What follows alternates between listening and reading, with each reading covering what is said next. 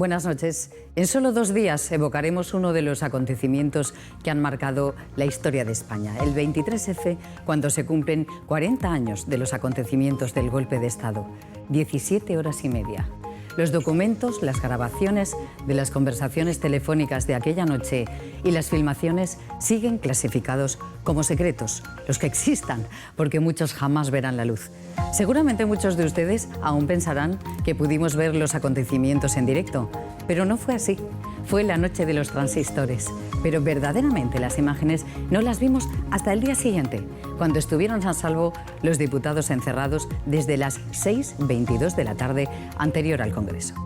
El director de Televisión Española rasgó la parte inferior de su sillón para esconder la cinta con la grabación de lo que aconteció en el Congreso, el mismo sillón sobre el que se sentaron los militares que ocuparon Televisión Española.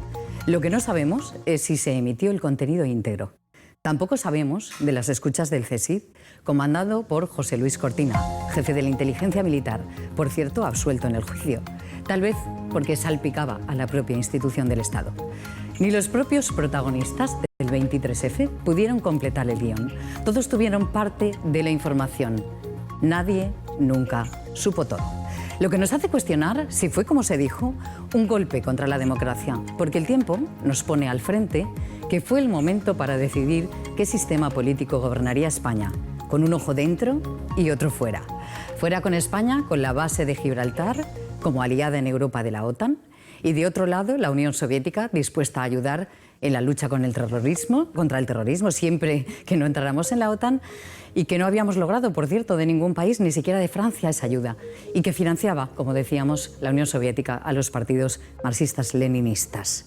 El golpe no se improvisó, y lo sabemos porque se había diseñado un gobierno de concentración de todos los partidos políticos, incluidas conversaciones con catalanes y vascos, como ellos mismos revelaron, descontentos con la redacción de la Constitución. Ese gobierno de concentración o de salvación pudo ser real, de no haberse hecho público como parte del golpe de Estado, que esto lo convertía en anticonstitucional. Conversaciones también precedidas entre militares, políticos y periodistas, de las que formaban parte muchos otros, esa llamada trama civil, tan temerosa de la debilidad del momento como del asedio del terrorismo. Una trama que, por cierto, nunca se investigó. Fue, por tanto, un momento clave para decidir con quiénes estábamos fuera y cuál sería la nueva ruta del sistema de gobierno de España. No se hablaba de romper la democracia, sino de incluir a todos. Un golpe de timón. La cuestión es que la organización no completó el puzzle y se cerró el golpe dentro del golpe. El de Tejero y Milans del Bosch. El de Armada. Lo dijo el coronel de la Guardia Civil. Que alguien me explique qué fue el 23F. Aquí, entre todos, nos anticipamos buscando el origen, con el análisis de los acontecimientos. Nos acompañarán 2 hombres importantísimos para la historia. José Manuel Otero Novas, jurista, escritor y político, ministro de la Presidencia y de Educación con Adolfo Suárez, y Jaime Mayor Oreja, exministro de Interior, diputado en el Congreso y eurodiputado del Partido Popular. Y en plató estamos ya con Lorenzo Cotino. Muy buenas noches. Hola, buenas noches. Catedrático de Derecho Constitucional y es magistrado del Tribunal Superior de Justicia. Y nos acompaña también Iñaki Zaragüeta, director del diario La Razón en la Comunidad Valenciana y, si me permiten, uno de los mejores periodistas de España, decano en la profesión y que tiene también muchísimo que analizar y que contar. Así es que bienvenidos a los dos. Y les lanzo una primera pregunta, porque el 23F está aquí al lado, a la vuelta de 2 días, el próximo martes. Y, como hemos comentado, hay muchas cuestiones que están todavía bajo secreto de Estado, ¿no? Ha habido alguna petición en su momento por parte del Partido Socialista y recientemente de Podemos, aprovechando aquella petición para intentar rescatar y levantar, renovar la ley de secretos de Estado e intentar levantar ese secreto. Os pregunto, Iñaki, ¿crees que vamos a vivir eso la semana que viene?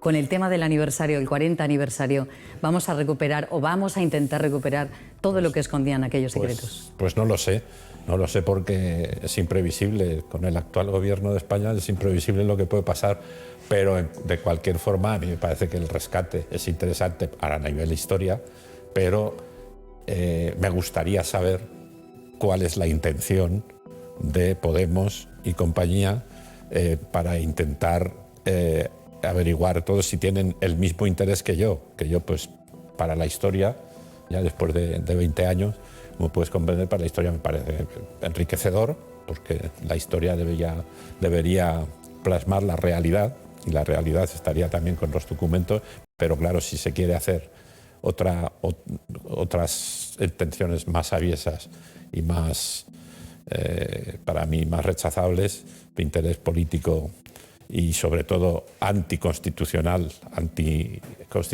de la actual Carta Magna, pues me parece que entonces no procedería. Entonces, Lorenzo, para mí es sospechoso, Podemos ser sospechosos.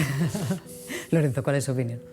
Pues bien, jurídicamente lo cierto es que tenemos un entramado legal muy complicado aunque tenemos una ley de transparencia bastante novedosa, pero no alcanza los secretos oficiales, que tenemos una legislación previa a la Constitución, y a diferencia de algunos países en los que hay unos plazos máximos después de los que se libera la información, pues aquí no tenemos un plazo máximo.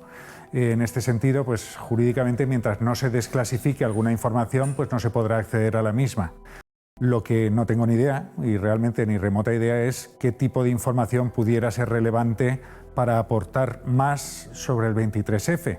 Del 23F yo no soy experto porque tenía 9 años, pero he leído, como hemos intentado ilustrar tantos, lo que sabemos que es un puzzle con muchísimas piezas, que muchos estudios nos ponen algunas piezas y no todas encajan.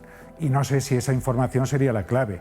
Y me temo, como dice mi compañero, que quizá a mí me da la impresión de que no hay una demanda social muy importante sobre el tema del 23F, porque han pasado 40 años y lamentablemente nuestros hijos casi estudian lo que es, pero no entienden muy bien la importancia que tuvo, y no veo que haya una sensibilidad especial, una demanda social para desclasificar algo que fuera muy relevante. Posiblemente, y quizá, como decía mi compañero, pues que se tenga unas intenciones políticas de reconstruir la historia, como estamos viendo en los últimos años. Bueno, hay una parte que sí que quizás sería interesante reconstruir, porque como estábamos comentando al inicio, yo creo que el golpe, y me mojo yo creo que el golpe no fue improvisado, que había un caldo de cultivo ahí con el terrorismo, estaban muriendo casi un centenar entre militares, bueno, de todos los cuerpos y fuerzas de seguridad del Estado. Teníamos una inestabilidad política bastante notable, puesto que bueno, había un acoso y derribo a Adolfo Suárez en aquel momento con una UCD totalmente despeñada. Y sí que es cierto que hemos ido por la labor de documentación que todos hemos conocido a lo largo de todos estos años, y a pesar de todas las teorías que se han hecho, sí que es verdad que existía un clima de cultivo donde existían esas conversaciones. Es decir, que el golpe yo no creo que fuera solamente un golpe militar, que existía evidentemente conversaciones entre los políticos, los militares, pero también una gran rama extensa de la sociedad civil, incluidos banqueros, grandes empresarios que estaban totalmente asustados por la cuestión del terrorismo y de la inestabilidad política, ¿no?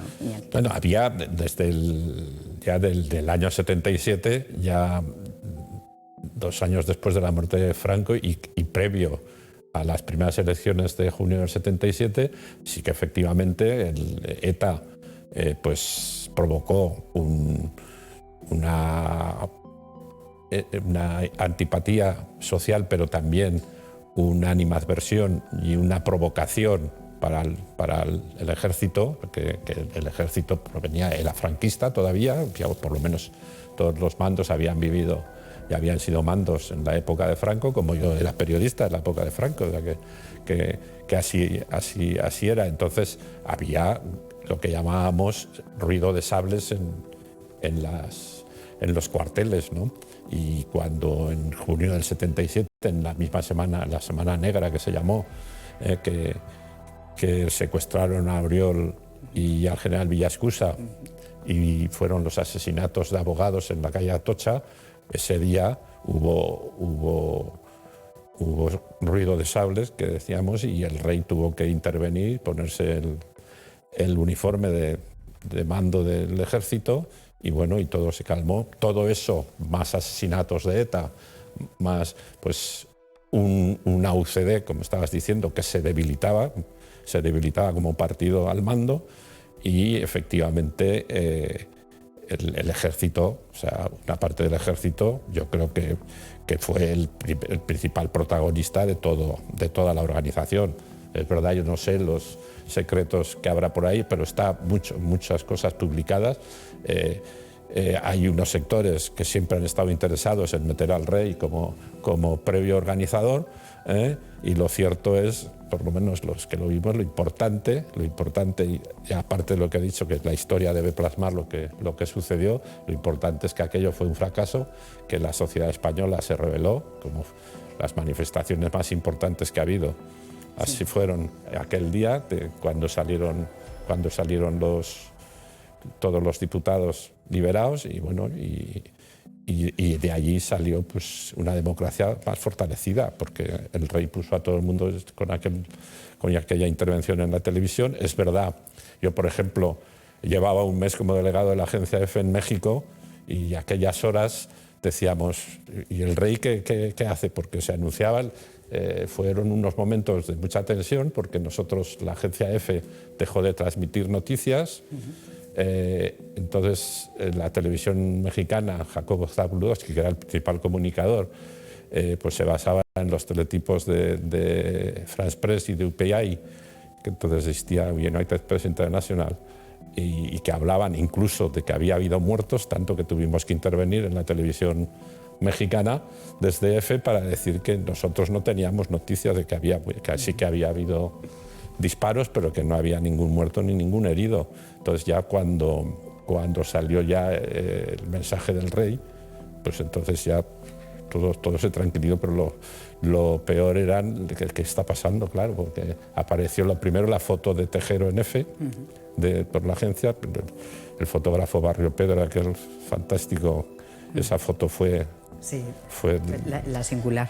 Sí, fue la singular, pero fue el temor de decir, bueno, saber la primera foto después de unos teletipos de angustia, la televisión y las agencias de noticias internacionales agrandando lo que había sucedido allí, y aparece la primera foto, Tejero con la pistola así, pues allí el ansia era de, bueno, ¿qué pasa? ¿Quién va a hablar?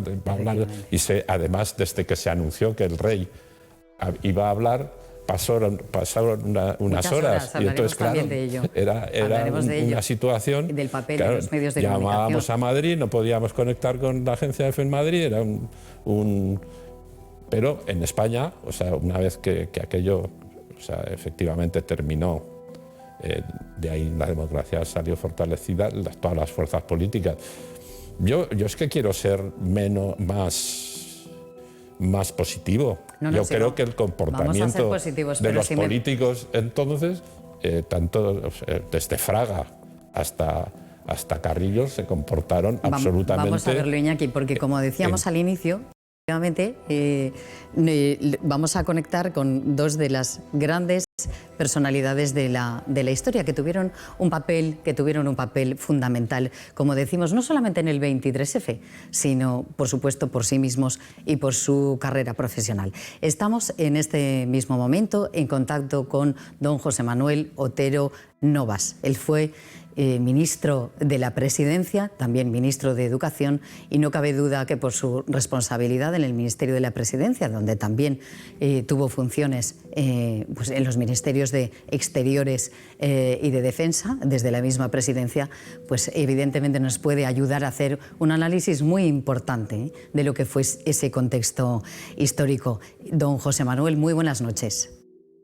Hola, buenas noches. Y muchísimas gracias por estar con nosotros y ayudarnos a analizar aquellos acontecimientos que nos decía Iñaki Zaragüeta, que han pasado 40 años, y nos comentaba también Lorenzo Cotino, que de alguna manera, quizá para estas generaciones, se ha perdido un poco el interés, pero que probablemente, siendo uno de los acontecimientos más importantes, quizá en este clima que vuelve a estar, y lo digo yo, con una cierta inestabilidad política, quizá este tiempo pasará y algún día llegaremos a conocerlo.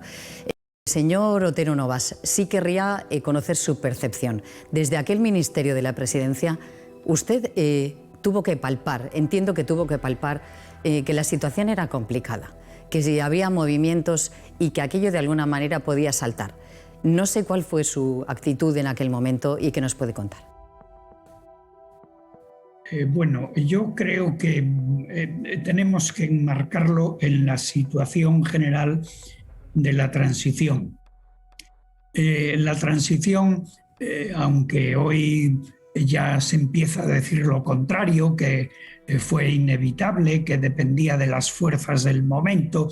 Bueno, todo depende de las fuerzas del momento, pero podía ser de una manera o podía ser de otra. La transición fue una obra francamente difícil. Piensen que lo que queríamos era establecer un sistema democrático y teníamos que establecer un sistema democrático con pocos jugadores convencidos de la democracia. Se ha dicho mucho que la derecha española pues era una derecha no democrática, que tenía un pasado no democrático. Bueno, y ahí podemos aceptar muchas críticas a la derecha, efectivamente. Pero si creemos que la izquierda española era democrática porque había jugado en la Segunda República, nos equivocaremos. El Partido Comunista, por ejemplo, en ese momento estaba dispuesto a participar democráticamente en la lucha por el poder, pero en cuanto se le preguntaba ¿y qué harían si ganaban el poder, si conquistaban el poder? Entonces decían con absoluta claridad, y está escrito, por ejemplo, en la última conferencia del Partido Comunista celebrada en Italia en las Navidades del año que murió Franco, de 1975. Ahí decían que su modelo sería permitir de momento el juego político de todos aquellos que no fueran partidarios de los monopolios, pero que luego habría que ser socialista para poder participar en el juego político que ellos abrirían. Esto está escrito en esa asamblea suya. El Partido Socialista, pues tampoco podía presumir de democracia. El Partido Socialista, en la Semana Santa de 1976, con Franco ya muerto hacía 6-7 meses, en la clausura del Congreso de la UGT, reivindicaba con orgullo el golpe de Estado que dieron en 1934. Eran un partido parlamentario, dieron un golpe de Estado sangriento para acabar con aquel régimen. Y pues en el 1982, cuando muy poquito antes de ganar Felipe González, cuando ya la Constitución tenía 4 años de vida, hay un libro de José María Maravall, el primer ministro de Educación de Felipe González, La política de la transición se titulaba, y en ese libro José María Maravall, por una parte una persona muy estimable, decía que la compatibilidad entre la democracia y el socialismo era dificilísima, que la única solución sería una especie de neobolchevismo. Bien, la situación era mala, no, era difícil, no mala, era difícil. Era difícil, y a la muerte de Franco, pasadas las Navidades, hubo gentes que se lanzaron a la calle para la toma del poder. Hubo problemas difíciles también el mes de enero de 1976, huelga de correos, huelga del metro, etc. El punto culminante, para no extendernos, es el Martes Negro de Vitoria. Yo estuve allí en el Martes Negro de Vitoria. Vitoria estaba tomada por las gentes pues más o menos partidarias de la revolución. No era fácil, y tampoco era sencillo el tema de las Fuerzas Armadas. Las Fuerzas Armadas habían sido invitadas por Franco en su testamento a seguir las directrices del rey. Y el rey Juan Carlos jugaba de una manera muy decidida, muy clara, en favor de la democracia. El rey Juan Carlos era un seguro contra golpes de Estado. Aparte de ello, había la extraordinaria habilidad de Adolfo Suárez. Adolfo Suárez realizó una obra de orfebrería tratando de mover el juego político en unos momentos y de unas formas que no provocara el salto de las Fuerzas Armadas. A pesar de lo cual, los saltos se producían y estaban en riesgo de producirse. En la última semana de enero de 1977,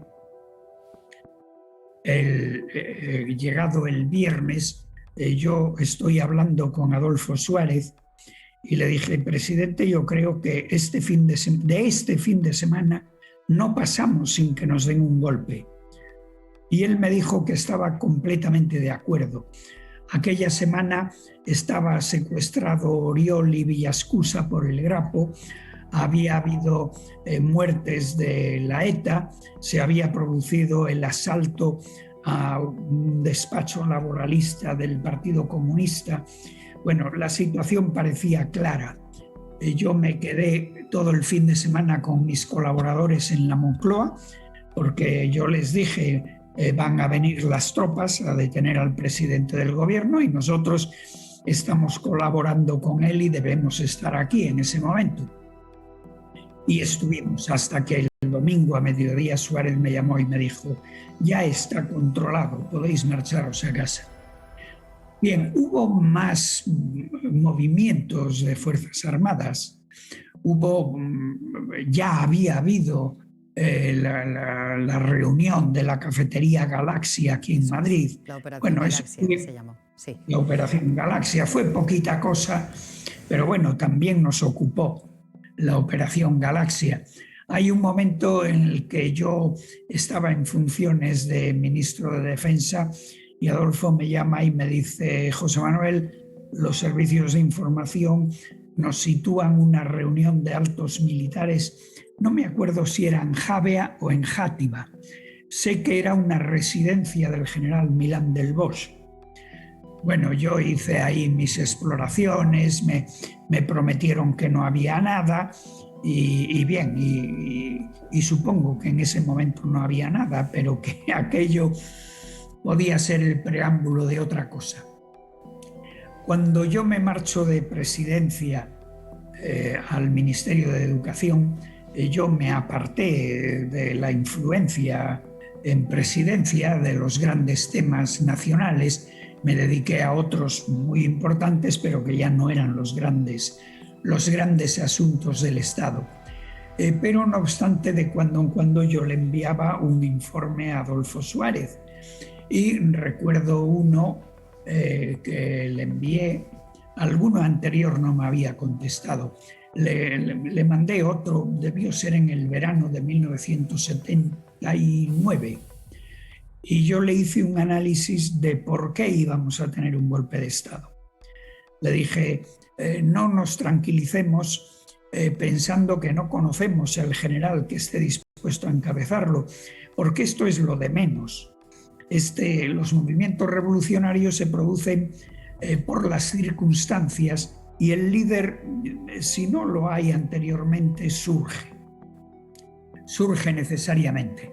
Y le decía pues lo que yo creía que había que hacer para evitar el golpe de Estado. Aquella vez me llamó, dejé el Ministerio de Educación, me fui a hablar con él, me dijo: estoy 100% de acuerdo con tu análisis y además voy a hacer todo lo que me aconsejas. Bien, no hizo nada de lo que le aconsejé. Yo salí del gobierno en el otoño de 1980 y en el mes de enero de 1981 yo estaba convencido de que el golpe ya venía, Y el día que Leopoldo Calvo Sotelo hizo su primer discurso de investidura en el Salón de Relojes del Congreso de los Diputados, yo me senté con Pío Cabanillas, yo tenía mucha relación. La situación de Pío Cabanillas en el gobierno me la debía en gran medida a mí, yo se lo había pedido a Suárez. Y yo le dije: Pío, vais a tener un golpe de Estado. Y entonces Pío Cabanillas se echó a reír. Y yo me enfadé. Y le dije: Pío, no hagas como nuestro paisano Casares Quiroga, Cuando le dijeron, se va a sublevar el general Franco, se echó a reír también como tú, igual. Y yo le dije, mira, los gobiernos sois como los maridos engañados, los últimos en enteraros. Bueno, y entonces Pío ya se puso serio y me dijo, ¿y qué tenemos que hacer? Y le dije lo que yo creía que teníamos que hacer. Y todo lo que le dije que tenían que hacer, lo hicieron, pero la semana después del golpe. Vaya.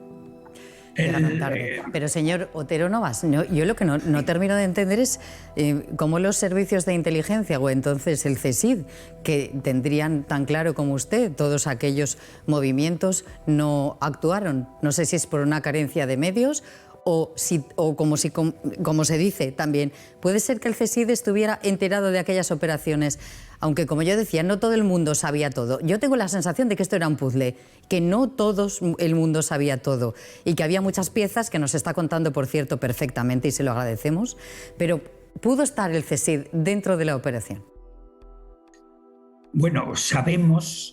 O sea, yo sé muchas cosas del golpe y puedo decir que es como si no supiera nada. Sé muchas cosas, pero no las suficientes. O sea, yo no tengo una teoría coherente que explique el golpe. Pero, por ejemplo, yo sé que había miembros del CSID que estaban en el golpe, eso sin duda. Eso sin duda. Y estaba pues, una persona con la que yo me trataba... en aquellos momentos no, pero yo lo había tratado poco antes de morir Franco y que era una persona de una gran categoría personal. O sea, sé que algunos estaban.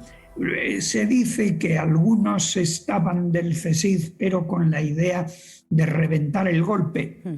También es posible. Efectivamente.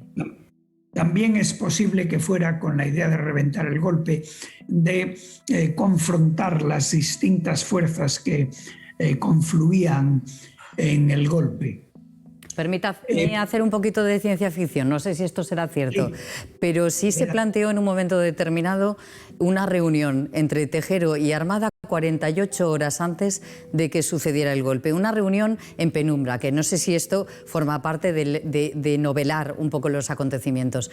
Sin embargo, cuando Armada entró en el Congreso, se dirigió a Tejero como si no se conocieran, lo que hizo sospechar a Tejero que quizá le hubieran mandado en lugar de Armada a un agente del CSID. Sí, puede ser. Yo no sé si usted va a entrevistar en este programa a Ricardo Larrainz. Pues mire, lo hemos intentado, pero no se encontraba bien. Así es que espero que podamos estar con él en otro momento. Y yo sé que no se encontraba bien y ayer tarde me dijo que no se atrevía a hablar hoy. Bueno, es que yo sé que el general Armada fue a visitar a Ricardo Larrainz en su despacho en el Gobierno Civil de Madrid la tarde anterior al golpe.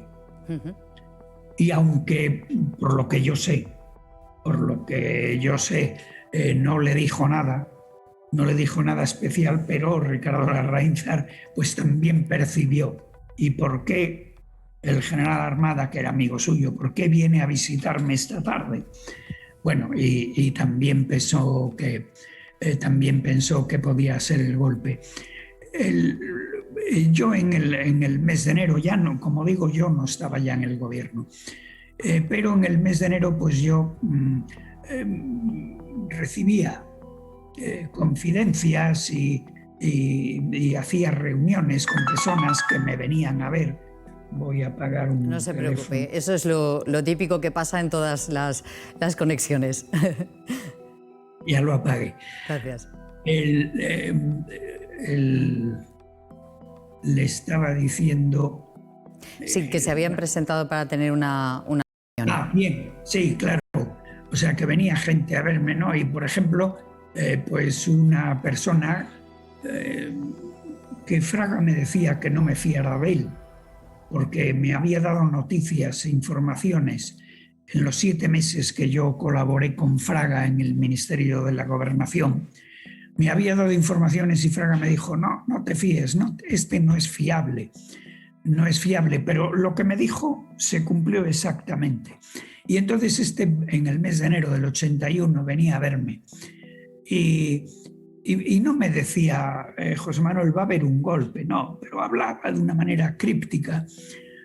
Tenía fama de ser de la CIA, no creo que lo fuera, pero tenía fama de ser de la CIA. O sí, señor Otero Novas, porque estábamos entre el Pacto de Varsovia y la OTAN muy comprometidos en aquel momento, ¿no? Como lugar estratégico de España.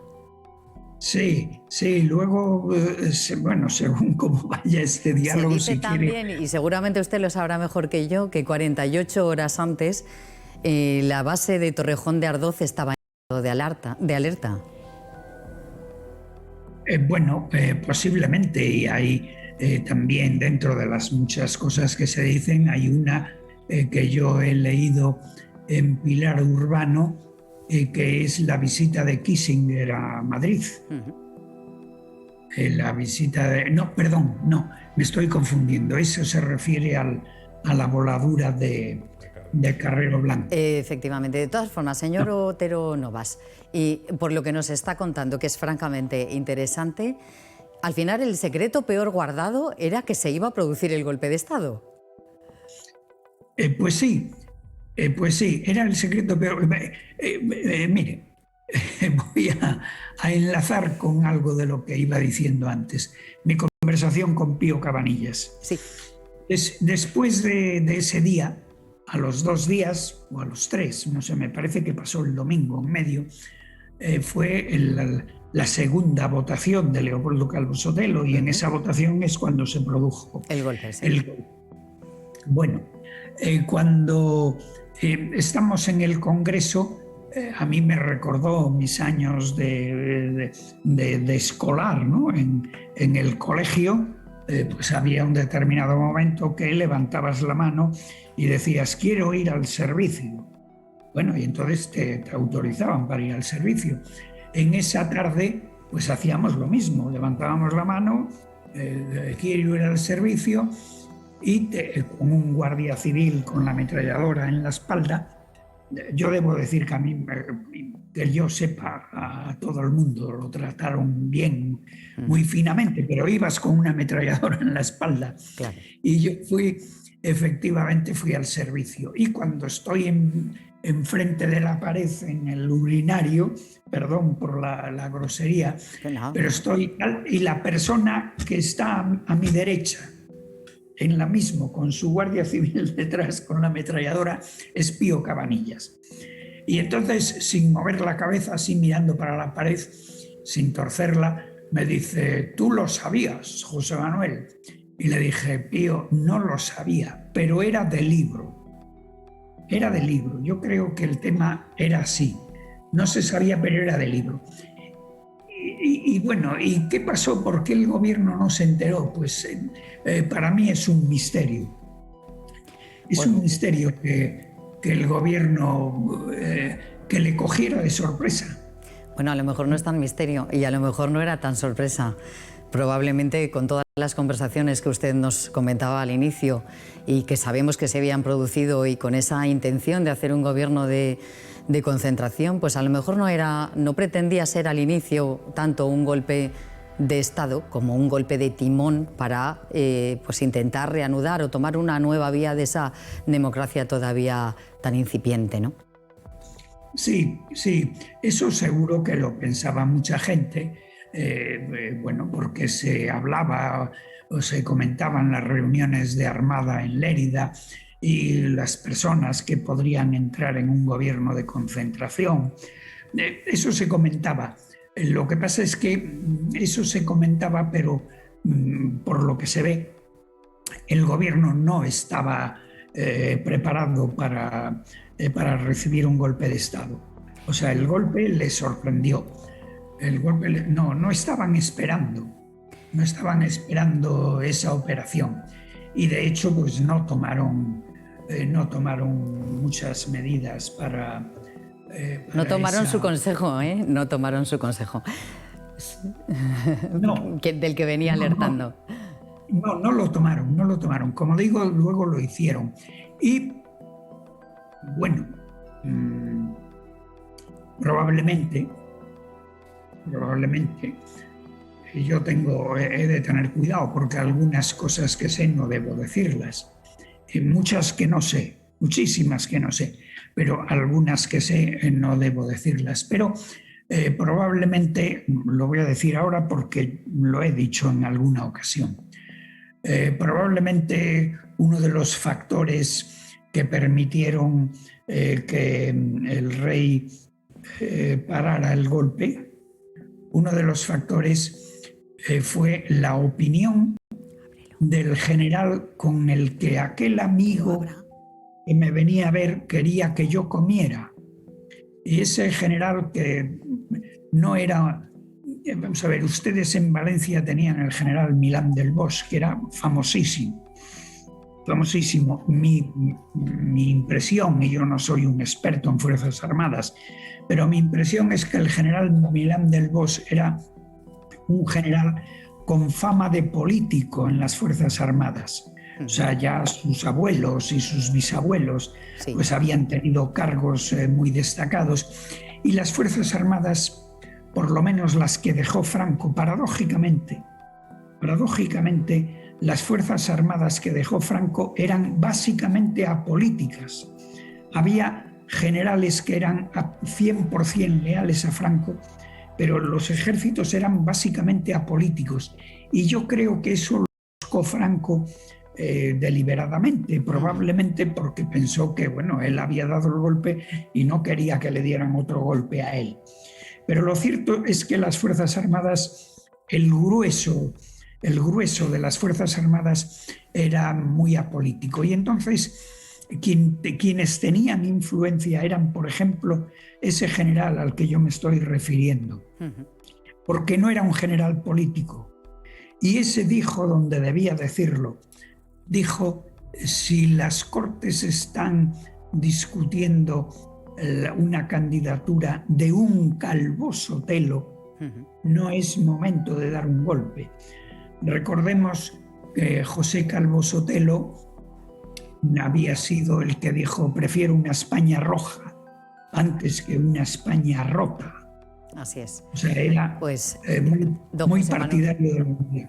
Sí. Don José Manuel Otero Novas, le agradecemos muchísimo que nos haya acompañado, que nos haya dejado tantísimos titulares que hoy en día cobran más sentido que nunca. Digan lo que digan, el 23F sigue siendo un acontecimiento histórico y le agradecemos enormemente, es un honor para nosotros que nos haya acompañado. Muchísimas gracias y buenas noches. Pues ha sido un placer, buenas noches. Nos despedimos un momento, vamos a publicidad, solo un instante y estamos con ustedes entre todos.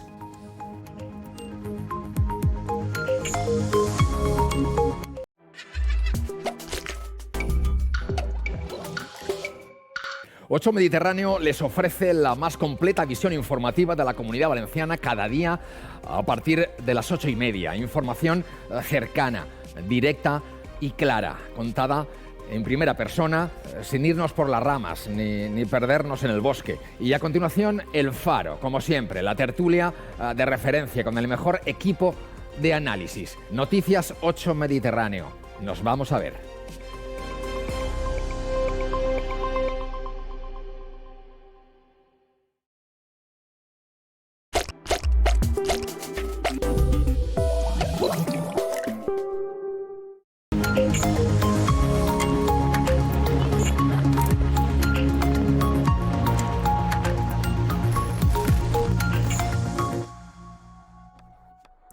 Como saben, estamos analizando el 23F en el 40 aniversario y acabamos de hablar precisamente con un exministro de la Presidencia en tiempos de UCD, Otero Novas, y quería Lorenzo Cotino hacer alguna observación al respecto de esta entrevista. Sí, a mí, enlazando también con la primera pregunta, yo creo que como punto de partida, cuanta más transparencia haya, siempre será mejor para intentar reconstruir mejor una historia tan complicada y sobre todo frente a teorías de la conspiración que se alimentan tanto respecto del 23F.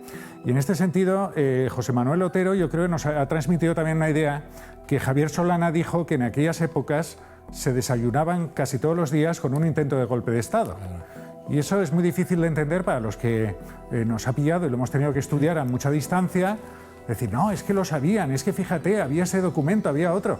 Y alguien, pues como José Manuel Otero, etcétera, pues iban rumoreando los posibles golpes que se estaban urdiendo porque el clima social y el clima militar era muy claro. Y entonces, en ese sentido, es difícil entenderlo 40 años después, y si aparece una prueba de que había un informe del CNI, del CSID, etcétera, o él mismo ha dicho que le hizo un informe a Suárez, y probablemente fue por sus propias ideas muy bien abstraídas, pero digamos que un informe había que decía que lo iba a ver. Es decir, había un caldo de cultivo, pero el día, la fecha y la hora concreta, pues eso creo que era impredecible. Las teorías de la conspiración o sin teorías de la conspiración también hay que ver, yo creo que en aquel momento ni mucho menos lo barajarían, y es que muchas veces es interesante que haya un golpe de Estado para que realmente el régimen se refuerce. Eso lo hemos visto en muchos otros países y no creo, sinceramente no creo que eso estuviera en la agenda de aquel momento. Pero lo que sí que fue cierto también es que después de 1981, y especialmente ya con el cambio con Felipe González, sirvió para que se consolidara la democracia. Y posiblemente lo lanzo para luego. Yo cada vez que veo la imagen de Tejero y el vídeo y lo pongo a mis alumnos en clase, etcétera, a mí me impacta, me gusta, y probablemente cuando veamos la toma del Capitolio de Trump, pues también nos impactará porque era muy fotogénica. Pero me gustaría el transmitir que han pasado muchísimos años y que entonces básicamente que ahora los golpes de Estado son muy diferentes, pero se siguen haciendo. Ya no son con tricornio, ni con pistola, ni con toma de congresos, sino que se hace normalmente como con la toma de la justicia. Y también sembrando un clima social para cambiar de régimen. Muy bien. No sé si querías añadir algo. Podría haber todos los informes, pero como estaba diciendo Lorenzo, aquello había cualquier evento provocaba una reacción militar, daba igual que fuera un funeral, aparecía allí un militar pues gritando contra el gobierno, los civiles que allí se congregaban gritaban contra el gobierno, y efectivamente había, como he dicho antes, ruido de sables muchas veces, porque había asesinatos cotidianamente casi, y eso todavía con el pozo franquista, porque acababa de morir Franco, y eran, pues recuerdo, o sea, el general Pitada Veiga era un marino, un jefe ministro de Marina con Franco, era uno de los adalides digamos, contra la democracia, porque ellos querían un régimen franquista, pero no creo que el gobierno era consciente de que eso existía y que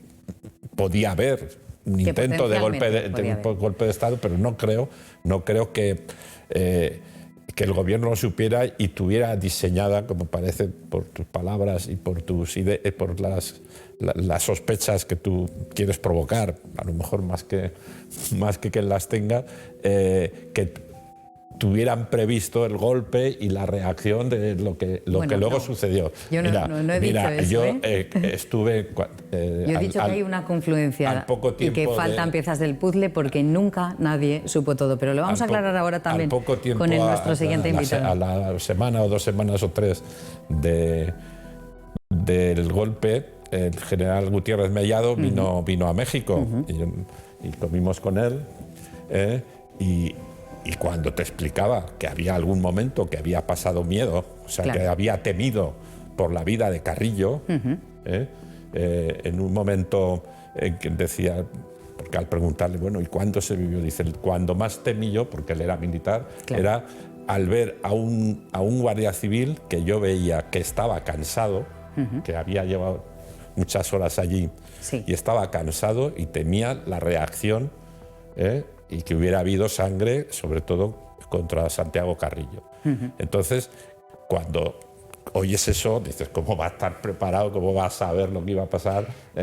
Si en cualquier momento podía haber una desgracia, aunque hubiera sido un accidente. Vamos a preguntárselo a nuestro siguiente invitado, que tenemos el honor de recibir en este programa para analizar esta actualidad entre todos. Don Jaime Mayor Oreja, muy buenas noches. Buenas noches. Gracias por estar con nosotros. Yo decía al principio que persona importantísima en la historia de España para entender, ya que ha sido usted también exministro del Interior. Y una de las cosas que comentábamos a lo largo del programa es el caldo de cultivo. Analizando el origen del 23F, aquellos años de plomo del terrorismo. Y me gustaría introducirle algo que no sé si me dirá Iñaki, que también es un poco política ficción, pero que a base de leer y de documentar, es cierto que estábamos en los años donde después de una cierta distensión volvíamos a estar entre el Pacto de Varsovia y la OTAN, el telón de acero y las tensiones en aquel momento. Y que en un momento determinado, pues sí parece, y nos lo decía también Otero Novas, que en esa lucha estaba la Unión Soviética acercándose un poco a intentar apoyar o financiar quizá parte del terrorismo en España, y teníamos en el otro lado pues la intención de España como elemento, digamos, estratégico en el Mediterráneo, la posibilidad de entrar en la OTAN. Dejo todo eso ahí simplemente para avanzar y que usted nos haga el análisis de aquellos años de terrorismo, de inestabilidad política y con ese frente exterior que teníamos delante, ¿cómo lo observa usted? Bueno, en las cuestiones geoestratégicas mundiales y geopolíticas yo me pierdo. Lo que puedo decir es a lo que asistí yo físicamente. Yo estaba sentado el 23 de febrero en el Congreso de los Diputados porque era un diputado de la Unión del Centro Democrático que había conseguido su escaño poco tiempo antes. Pero es que el 26 de junio del año 80 yo era miembro del Parlamento Vasco. Estamos hablando de 5 o 6 meses antes, y nos secuestró el Parlamento Vasco un grupo de MCAT, Movimiento Comunista, dirigido por Rosa Olivares, que era una especie de subproducto de ETA, 26 de junio del 80. El 4 de febrero del año 81, es decir, 19 días antes del 23 de febrero, el rey y la reina hicieron el primer viaje al País Vasco, el primer viaje oficial. Y en aquel primer viaje oficial hubo unos incidentes terribles de Río Batasuna y evidentemente tuvo una actuación ejemplar el rey Juan Carlos. Y evidentemente luego llegó el 23 de febrero. El 23 de febrero fue un ejemplo más de una transición que tenía su trauma. Y entre esas fechas, el partido del gobierno al que yo pertenecía, la UCD del País Vasco, sus dirigentes fueron asesinados por ETA militar, ETA político-militar. En septiembre del año 80 fue asesinado Ustaran. Yo había sido objeto de un atentado en agosto del 80, pero que la providencia me salvó. Y luego serían asesinados el número 2 y el número 3 de mi candidatura al Congreso y al Parlamento Vasco, respectivamente, Jaime Arresi y Juan de Dios Doval. Y en ese contexto, claro que hay un malestar creciente, porque ETA es sin duda la causante de una situación terrible. No solo se secuestró el Congreso de los Diputados el 23 de febrero, es que secuestró el Parlamento Vasco el 26 de junio del año anterior. Ese era el contexto. No creo que haya que encontrar razones geoestratégicas, políticas internacionales. Lo que hay que buscar son una situación donde ETA mataba 100 personas al año 80 y año 81. Y luego fue disminuyendo, pero aquellos 2 años fueron terribles. Y yo los viví como miembro de la UCD en aquellos años. Ya lo creo, Jaime. Sí, yo era, en los años que está diciendo que fue cuando nos conocimos, yo era delegado de la Agencia EFE en el País Vasco. Y yo recuerdo ir a ver a Chus Viana, que era el secretario general de UCD del País Vasco entonces, ir a su casa, a su piso, y en la entrada, allí en una sillita al lado de la consola esa de entrada que tienen los pisos normalmente, un guardia, por la amenaza que tenían todos los miembros de UCD en un comunicado de ETA, que a mí el general Sá de Santa María, según me dijo Fernando Jiménez, que era entonces gobernador de Vizcaya, me quiso aplicar la ley del terrorismo, la ley antiterrorista, por que nosotros habíamos mostrado en la agencia EFE unas líneas de un comunicado de ETA que amenazaba a todos los miembros de UCD. Yo no sé si se acordará de aquel comunicado el ministro. Yo tuve una intervención en el Parlamento Vasco. Chus Viana se había ido unas semanas de descanso, había ido a una clínica que se llama Incosol, y yo tuve ocasión de utilizar el documento que me dio el general Sá de Santa María. Sá de Santa María, en aquel documento, indicó claramente ETA político-militar que UCD ya era objetivo, directa de los asesinatos. Y tuve ocasión de enseñar ese documento a los diputados de Euskadi Esquerra, que eran los que de alguna manera estaban engarzados con ETA político-militar, para decirles si eso era democracia. El hecho de que en un comunicado de ETA político-militar se amenazara de tal manera a los miembros que éramos de la UCD. Eso fue en julio del año 80. Empezaron a matar en septiembre del 80 a un miembro de la UCD de Álava, José Ignacio Ustaran, y luego llegarían los otros. Y tiene toda la razón mi querido amigo, compañero en aquellas etapas, porque yo en mi casa no estaba casado, pero yo tenía en mi casa, en el hall de mi casa, vivía con mis padres, yo tenía a 2 guardias todos los días, toda la noche, con una metralleta, no con una pistola normal, sino que tenía con 2 metralletas, y yo siempre recuerdo la santidad de mis padres, que tenían que soportar esa situación en su casa, porque era la mía y porque en aquellos momentos esa era la situación. Entonces, nada de lo que pasó se puede olvidar del contexto. Los hechos del 23 de febrero fueron execrables, lamentables, pero fue la reacción, la respuesta a una situación, año 80 y 81, caracterizada por ser los años de plomo del terrorismo de ETA. Sería terrible que Batasuna ahora celebrase aquel acto del 23 de febrero, porque si hubo alguna causa, si hubo algún culpable en aquella situación, fue la terrible presión que ETA organizó sobre el País Vasco, que parecía ciertamente imbatible en aquellos momentos, porque estaba muy próximo a la transición, estaba muy próximo al régimen anterior y porque parecía que estaban avasallando y que daban la impresión de que ellos dominaban, mandaban, decidían y mataban.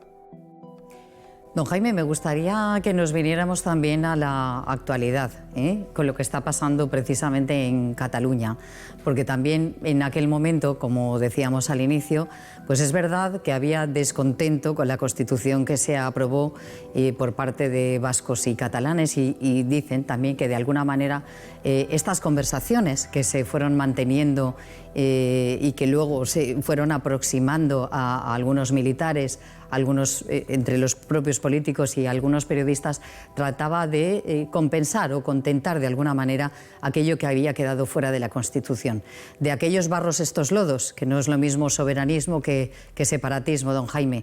Y sí me gustaría que estableciera algún vínculo con lo que está pasando ahora en Cataluña.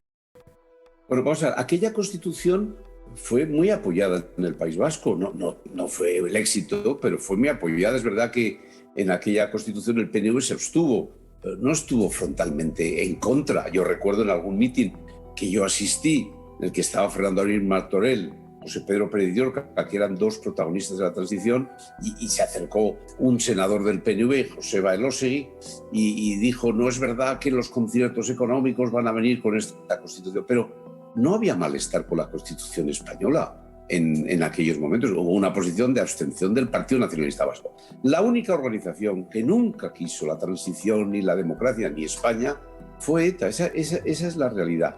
En la fecha de hoy, lo que es verdad es que el proyecto de la ruptura está ganando al de la reforma, que fue el espíritu de la transición. Y es evidente que aquí el único golpe de mano o golpe de Estado, cada uno lo puede citar como sea, es lo que han hecho en Cataluña a través de lo que ha significado el protagonismo de las instituciones catalanas en aquel momento. Ese es realmente el único riesgo, es decir, que la ruptura sepulte el espíritu de la reforma, de la transición democrática española de aquellos años, del año 77 y 78. Las acciones del 23F fueron una reacción. Había un malestar creciente entre los guardias civiles, los policías, como muy bien se ha recordado antes, los funerales antes eran un grito contra el gobierno, porque es que les estaban matando a muchísimos. Y había una incapacidad del Estado que bastante hacía con hacer la transición. Cuando llegaron los socialistas la situación mejoró, se alivió, pero es evidente que en aquellos años de la transición la indefensión de muchos respecto del Estado fue brutal y evidentemente el dominio social de ETA fue brutal. Y eso da lugar al 23 de febrero, no movimientos estratégicos complicados. El gobierno de la UCD fue un gobierno que se encontró de bruces con esto, no lo esperaba. Y al final lo que sí creo que fue ejemplar su respuesta. Pero es evidente que no hay extrañas jugadas. Fue simplemente un malestar social muy extendido, con la impresión de que el Estado era incapaz de defender a los españoles, a los vascos y muy especialmente, en este caso, las Fuerzas Armadas, guardias civiles y policías. Bueno, tal y como lo presentan, parece que es una cuestión de terrorismo y de Fuerzas Armadas, pero indudablemente, si no hubiera habido participación de otros agentes sociales, pues probablemente no se hubiera llegado tan lejos. Yo aludía a las conversaciones que se había tenido en un momento determinado, o se habla de ellas, o están escritas por revelaciones que ha hecho, pues por ejemplo, recuerdo el propio Jordi Pujol, que recuerda pues alguna conversación en excomilitares, o el propio Mújica, ¿no? A esas estaba aludiendo. Y en aquel momento, a mí me gustaría saber también, porque don Jaime se hizo ese acoso y derribo a Adolfo Suárez, y en realidad el golpe de Estado era una cosa extemporánea cuando ya el propio Adolfo Suárez había decidido dimitir. ¿El golpe en realidad fue una ocasión para el golpe de timón? Bueno, yo creo que aquel golpe fue minoritario. Otra cosa es que se creyó, o creyeron los que lo daban, que iban a contar con un beneplácito de Fuerzas Armadas y de políticos. Eso no era así. Es decir, lo que sí había es un gran malestar. Y algunos creyeron que podían aprovechar ese malestar actuando de esta forma, de esta manera, pero estoy seguro que Enrique Mújica no indujo al acto del 23 de febrero de ninguna de las maneras. Por supuesto lo que pasa es que él creyó que había un gran malestar y que había que hacer algo, y que había necesidad de un gobierno de concentración, que ya se había terminado sustancialmente la transición con la aprobación de la Constitución y que era necesaria otra cosa. Bueno, y eso es posible que algunos alimentaran un cierto ambiente de irritación en las Fuerzas Armadas y en los militares, pero no hubo más que eso. Es decir, luego hubo un sector muy minoritario que evidentemente tomó la decisión de hacerlo del 23 de febrero, pero no había más complicidades, en mi opinión, y de hecho se puso de manifiesto la misma noche, el 23 de febrero, en la mayoría de las Fuerzas Armadas, la mayoría indudable de la Guardia Civil. Yo me acuerdo todavía del general Aramburu Topete estando a la cabeza de la actuación para reducir a los guardias civiles que estaban dentro del Congreso. Es decir, que las instituciones fueron sorprendidas. Ese fue su pecado. Pero lo que es evidente es que no participaron.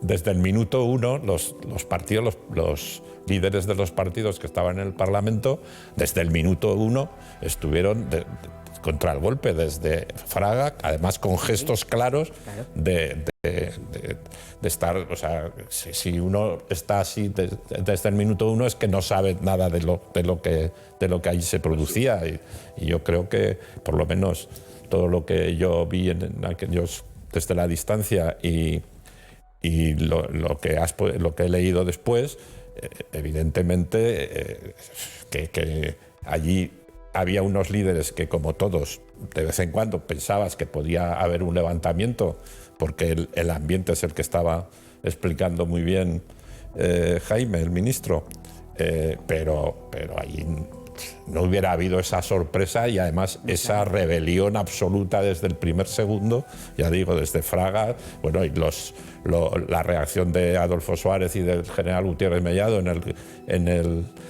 el Congreso no es propia de que estuvieran esperando un asalto al Congreso. Yo creo que en fin, para la ciencia ficción, para la política ficción o la ficción. Yo no he hablado de que lo supiera el gobierno, pero bueno. Pero yo creo que sí, que el ambiente era propicio. Era un propicio de protesta contra el gobierno, pero la causa fundamental para el ejército era ETA. Sin ninguna duda. Don Lorenzo Cotino también quería hablar con usted, don Jaime. Hola, Jaime Mayor, un gusto hablar con usted. Hilando un poquito la pregunta, me daba la impresión, una reflexión que se lanzaba. El domingo pasado aquí conmemoramos el 25 aniversario del asesinato de Francisco Tomás y Valiente, que era valenciano, y que fue el inicio de Manos Blancas. Me acuerdo un periodista me hacía una pregunta de si creía que ahora realmente se había renunciado al uso de la violencia en política. Y lo que está claro es que ahora no vende la política para los cambios de régimen, perdón, la violencia, el terrorismo no vende Pero yo sinceramente les contesté que creo que los que ahora, por suerte y afortunadamente no matan, pero creo que siguen pensando que la violencia sigue siendo legítima para los cambios de régimen. No sé si, por hilarlo en la conexión, la pregunta que se le había formulado, si tenía alguna reflexión sobre el particular. Gracias. Bueno, yo simplemente... Es verdad que parece que no hemos entendido nada de la historia reciente de España, no digo de la lejana, ¿no? Porque hoy, lo del 23F, lo que he dicho yo del secuestro del Parlamento Vasco meses antes, que fue otro secuestro, todo esto nos tendría que obligar a la reflexión de decir qué dura fue la reforma, pero qué bien estaba dirigida. Es decir, la reforma era necesaria en España para que no hubiese dos Españas, para que no hubiese confrontación entre españoles. Y sufrieron probablemente aquellos que desde la reforma hicieron este proceso por un lado minoritario de Fuerzas Armadas y por otro lado permanentemente de ETA, ¿no? Pero claro, hoy lo que está pasando es lo contrario. Los proyectos de ruptura, el proyecto de ruptura está ganando al de la reforma. Y es evidente que ETA forma parte de la realidad del proyecto político de España hoy, porque el acuerdo que ha hecho ETA en su momento con Zapatero es la razón del gobierno que tenemos y Esquerra Republicana de Cataluña. Es decir, está ganando la ruptura. En la transición hubo un gran debate entre reforma y ruptura y ganó la reforma para no repetir la historia de las dos Españas. Ahora la tragedia es que está ganando el proyecto de la ruptura y que se trata esencialmente de que unos españoles ganen sobre otros españoles. Eso es un disparate. Y el protagonismo de Bildu y de Esquerra Republicana en el gobierno de España es la mejor demostración de lo que estoy haciendo. Es un error histórico, es un disparate, lo vamos a pagar. La ruptura siempre pierde, nos hace perder a todos. Y la reforma, sin embargo, se ha demostrado que en estos 40 años, con sus limitaciones, pero ha significado un espíritu de concordia y de convivencia que en estos momentos lo estamos despreciando. Así es. Don Jaime Mayor Oreja, muy agradecidos por tenerle esta noche entre todos. Muchas gracias y buenas noches. A todos. Un abrazo muy fuerte a todos los amigos que están allí con usted. Un abrazo, ministro. Un abrazo. Gracias. Me gustaría que hicierais también una reflexión en torno a lo que estaba diciendo don Jaime acerca de este clima de ruptura y de el gobierno que tenemos, pues sí, consecuencia precisamente de ese pacto que se ha aceptado, ¿no? Se ha aceptado Yo Pedro creo Sánchez. Que efectivamente se está propiciando como consecuencia, además no es de ida y vuelta por ahora, o sea, es el odio a la derecha, es uno de los objetivos. Ya no lo invento yo, o sea, comenzó en el Pacto del Tinel y lo están siguiendo ahora, es retirar al Partido Popular del escenario político, y eso es una vía para efectivamente volver a las dos Españas. Comenzó, el germen lo puso Rodríguez Zapatero, en ese sentido que él su partido firmó el Pacto del Tinel, donde allí claramente era retirar de la contienda política en España al Partido Popular, y esos son ahora, pues gracias a que por lo menos entonces no estaban en el gobierno ni comunistas ni esta alianza con los separatistas y los proetarras, pero ahora es que están, pero además están de una manera que depende el gobierno de España de ellos. O sea, absolutamente. Gobierno secuestrado. Y claro, pues los que, o sea, me imagino que los que habéis nacido después, pues preferiríais que hubiera una convivencia con las diferencias políticas lógicas en una democracia, pero los que hemos vivido la transición, pues nos produce mucha pena, porque hubo, o sea, ver en aquel momento pues a la derecha o a la extrema derecha,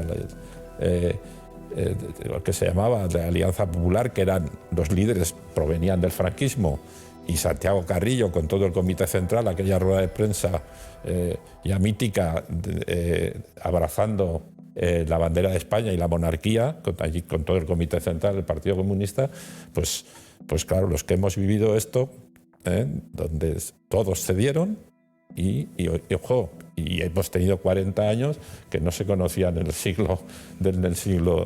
la historia de España. Pero sí que me gustaría igual decir algo que suena contradictorio con este mismo tema y muy rápido. Sí. Es que, por un lado, por ejemplo, la llamada revolución de las sonrisas en Cataluña, el proceso independentista, que afortunadamente no usa la violencia en sentido expreso, pero el otro día hubo una imagen en la campaña electoral que a mí no me acaba de cuadrar, que no es la primera, y es que tengan ahí a Otegi y la gente vitoreándolo. Yo creo que estamos en una época de cambio y debería eliminarse cualquier persona que simbolice el uso de la violencia en España. Y precisamente en Cataluña, no sé por qué, no conozco tanto el tema, por qué esa alianza visual con algo con lo que representa Otegi. Pero al mismo tiempo, y puede parecer contradictorio, yo creo que es una evolución que estos partidos que han matado, pero ahora ya no han matado, no matan ni apoyan la violencia, que participen, no del gobierno directamente, pero que sí que participen de posibles coaliciones. Creo esto, si lo viéramos en otro país, lo veríamos como un avance. Si lo viéramos exactamente desde fuera de España, diríamos, está evolucionando España, que hasta puede participar o apoyar al gobierno quienes antes ni siquiera acudían al Congreso. Y creo que es el camino que hay que seguir. Obviamente esto en cada momento será una cuestión coyuntural, de apoyos necesarios, pero creo que es un avance siempre que haya una renuncia, que la hay, a la violencia. No la hay, Lorenzo. Yo discrepo ahí. Es un peligro, con toda la bonomía que pareces desprender de tus palabras, o que efectivamente expresan tu buena intención, no es la misma de ellos. Ellos no matan, pero reciben y homenajean a los que matan y a los que han matado. O sea, no han apostatado de la violencia, los retiramos de la violencia. Esos se derrotaron a través de la vía económica fundamentalmente, y sobre todo de la colaboración de Francia y de Estados Unidos, y de la CIA, y entonces es cuando se pudo la coalición que hubo de Aznar con Estados Unidos, produjo. Es que no hay que ver más que los tiempos, es que fueron simultáneamente, poco a poco, y el ahogamiento financiero que tuvo ETA, y que además, si recordáis, es que detenían a una cúpula de ETA, a la semana otra cúpula, y no duraban nada. Yo creo que podemos hablar de esto también en próximos programas, porque es una cuestión muy interesante.